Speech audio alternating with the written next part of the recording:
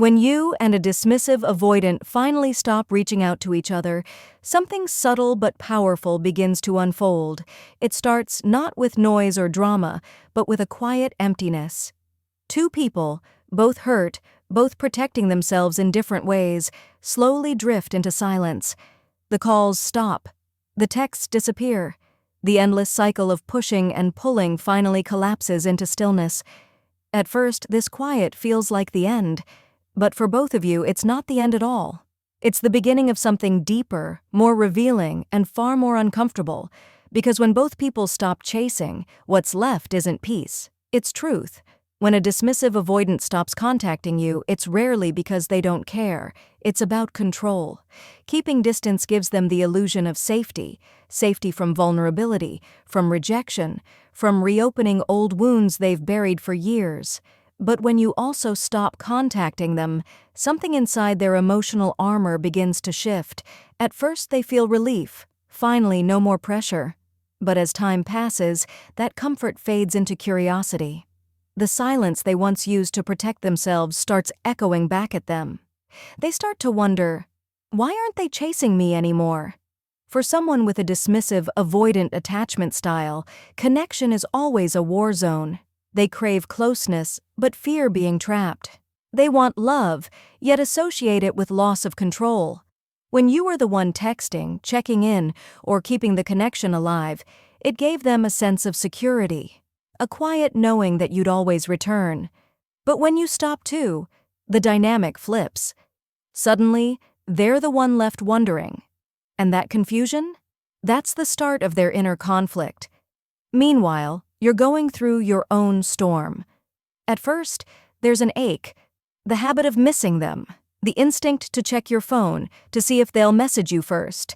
But soon, the pain begins to fade, replaced by something unexpected, calm.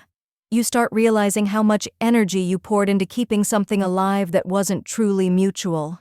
You begin to return to yourself, and as your energy shifts, the avoidant senses it, even from a distance. They might not say it out loud, but they can feel that you're pulling away.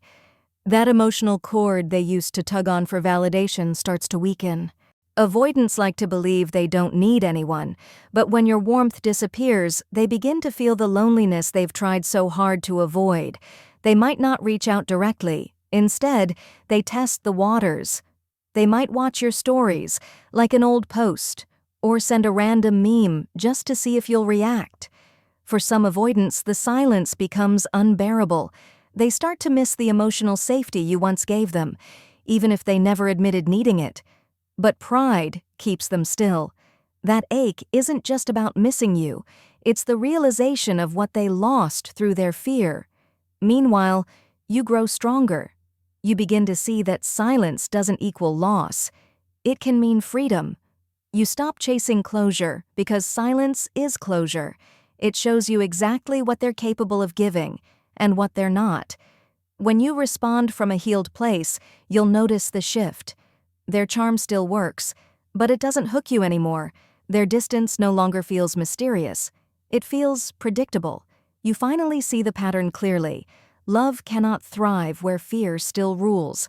And that's when you truly gain your power, not by ignoring them, but by understanding them without needing to fix them. Healing doesn't always mean reunion. Sometimes it means recognition, seeing the truth and choosing peace over pain. So when both of you stop contacting each other, what happens next isn't about who reaches out first. It's about who grows through it. For you, it's self-worth awakening.